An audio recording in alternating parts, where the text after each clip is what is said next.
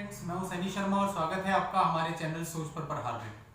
दोस्तों, जैसा कि आप जानते हैं कि हमारे चैनल पर रेगुलर अपलोड होती हैं लीगल एजुकेशन से रिलेटेड वीडियोज। तो आज की इस वीडियो में मैं आपको बताने जा रहा हूं कि यदि कोई वाइफ अपने पति के खिलाफ वुमेन सेल में जाती है और अगर वो कंप्लेंट झूठी है तो ऐसे केस में आपको क्या करना है।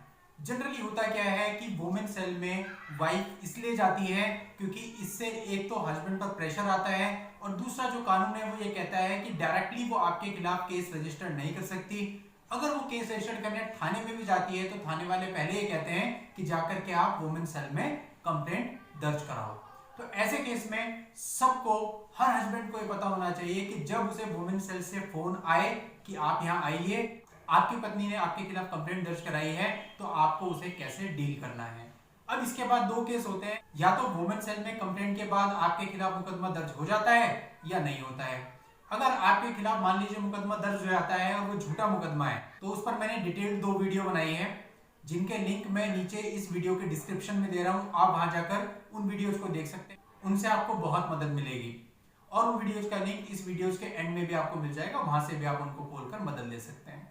फिलहाल इस वीडियो में हम बात करेंगे कि वुमेन सेल में जो आपके खिलाफ कंप्लेंट गई है उसको आपको कैसे डील करना है। मैं आपसे कहना चाहूंगा कि इस वीडियो को शुरू से लेकर एंड तक पूरा देखना, कोई भी स्टेप मिस मत करना, ताकि आपको इससे रिलेटेड सारी इंफॉर्मेशन मिल सके और आपके मन में कोई भी डाउट ना रहे। उसके बाद भी अगर कोई डाउट होता है तो आप मुझसे कमेंट सेक्शन में पूछ सकते हैं। मेरा पूरा प्रयास रहेगा कि मैं आपको उसका जवाब दूं। तो दोस्तों, आगे बढ़ने से पहले आपसे कहना चाहूंगा कि आपने अगर अभी तक हमारे चैनल को सब्सक्राइब नहीं किया है तो सब्सक्राइब कर दें और नोटिफिकेशन आइकन पर क्लिक कर दें, ताकि जब भी मैं ऐसी कोई लीगल पोस्ट लेके आऊं उसकी जानकारी आपको सबसे पहले मिले। तो दोस्तों, अब स्टार्ट करते हैं आज के टॉपिक को। एक्चुअल में होता क्या है, हर जगह दो चीजें काम करती हैं। पहला होता है कानून और दूसरा होता है कानूनी पैतरे, यानी कि आपका एक्सपीरियंस।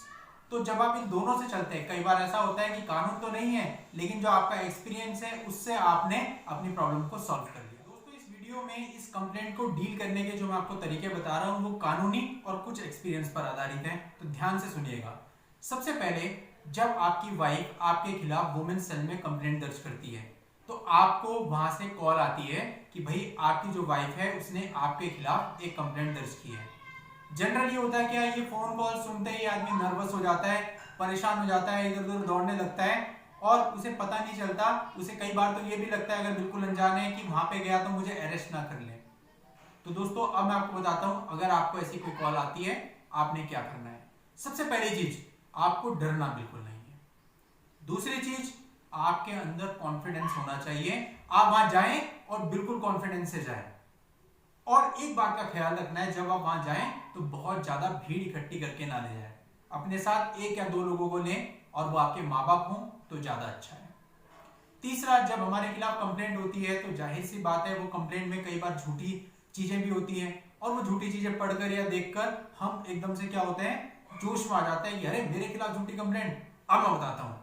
तो ऐसी झूठी कंप्लेंट को पढ़कर कभी भी एग्रेसिव नहीं होना है, क्योंकि उस एग्रेशन में आदमी वहां जाकर के वाइफ और उसके रिश्तेदारों को उल्टी सीधी चीजें बोल देता है और वहां पुलिस मौजूद होती है, क्योंकि जो वुमेन सेल वाले होते हैं वो भी पुलिस वाले ही होते हैं। तो कहीं ना कहीं आपकी एक नेगेटिव छवि बन जाती है और बाद में उसी वुमेन सेल ने रिपोर्ट जनरेट करनी है। तो कोशिश करिए कि अपनी पॉजिटिव छवि आपको वहां पे बनानी है, ना कि नेगेटिव।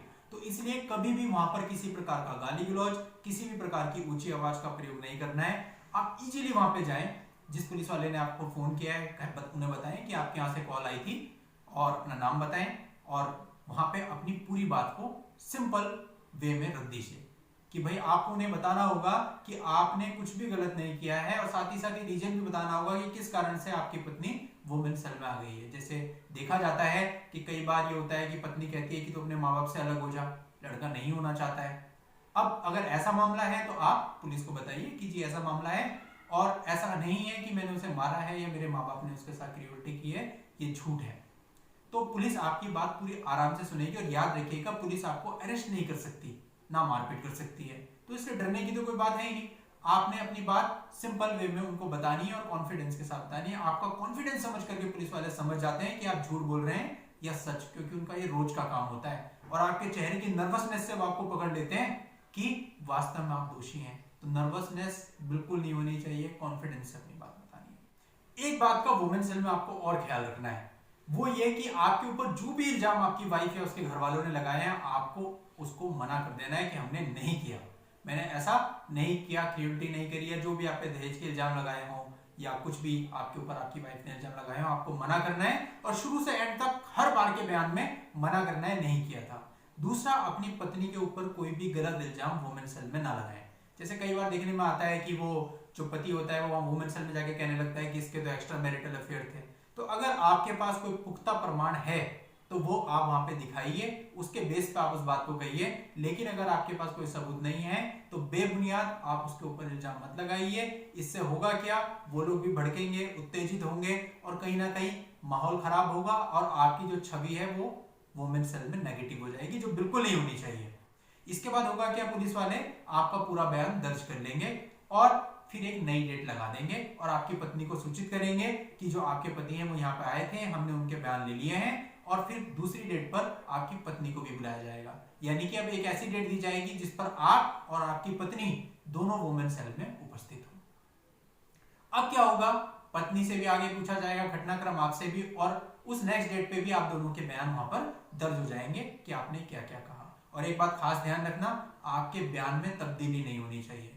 जो आपने पहली बार कहा था वही आपने दूसरी बार कहना है। अगर आप पलट गए तो फिर गड़बड़ हो जाएगी, फिर आपके बयान को झूठा समझा जाएगा। इसलिए आप जब पहली बार वुमेन सेल में जाएं तो पूरी तैयारी के साथ जाएं कि आपने क्या बोलना है। और अगर किसी वकील की एडवाइस भी लेना चाहें तो पहले एडवाइस ले लें, उसके बाद वहां पर जाएं और वहां जाके कॉन्फिडेंटली अपनी बात को रख दें।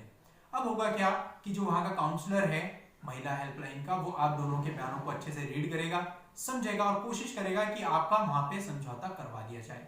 लेकिन एक्चुअल में होता है क्या है, प्रैक्टिकली वाइफ में समझौता करने नहीं आती। वो इसलिए आती है ताकि समझौता ना हो और उसके बाद वो आपके खिलाफ एक मुकदमा दर्ज करवा दे। तो इसी कारण से जनरली समझौता नहीं हो पाता है। अब जब समझौता नहीं होता है तो वहां का जो काउंसलर होता है वो उस पर अपनी रिपोर्ट तैयार करता है कि भाई हमने इनकी काउंसलिंग करवाई, इन दोनों के बयान दर्ज करें और इनका समझौता होना मुश्किल है। अब ये पूरी तरह से वुमेन सेल के इंचार्ज पर डिपेंड करता है कि वो अपनी रिपोर्ट आगे क्या भेजे। अगर समझौता हो गया है तो वो ये रिपोर्ट भेज देगा कि इनका समझौता हो गया। अगर नहीं हुआ है तो वो पुलिस को ये भी रिपोर्ट भेज सकता है कि वे समझौता नहीं हुआ है और पुलिस एफआईआर दर्ज कर ले। तो ऐसे केस में फिर आपके खिलाफ एफआईआर दर्ज हो जाएगी। पर घबराने की जरूरत तब भी नहीं है, क्योंकि अगर आपने कुछ नहीं किया है तो मैंने जो पुराने वीडियोज बनाए हैं उनमें मैंने क्लियरली बताया है कि किस तरह से आप उस झूठे मुकदमे से बच सकते हैं। और उसकी बहुत सारी टैक्टिक्स और बहुत सारी एक्सपीरियंस की चीजें, बहुत सारी कानून की चीजें मैंने उन वीडियोज में बताई हैं, आप उनको देख लीजिएगा। दोस्तों, अगर आप वुमेन सेल में छोटी छोटी बातों का ध्यान रखेंगे तो आपको इसका बहुत फायदा मिलेगा। मैं आपको अपने एक्सपीरियंस से बता रहा हूं। अगर आपका बिहेवियर वहां पे सही होता है और आप वहां वुमेन सेल में जो काउंसलर है उसको आप कन्विंस कर लेते हो तो वो आपके फेवर में रिपोर्ट बना देता है और आपके ऊपर मुकदमा दर्ज ही नहीं होता।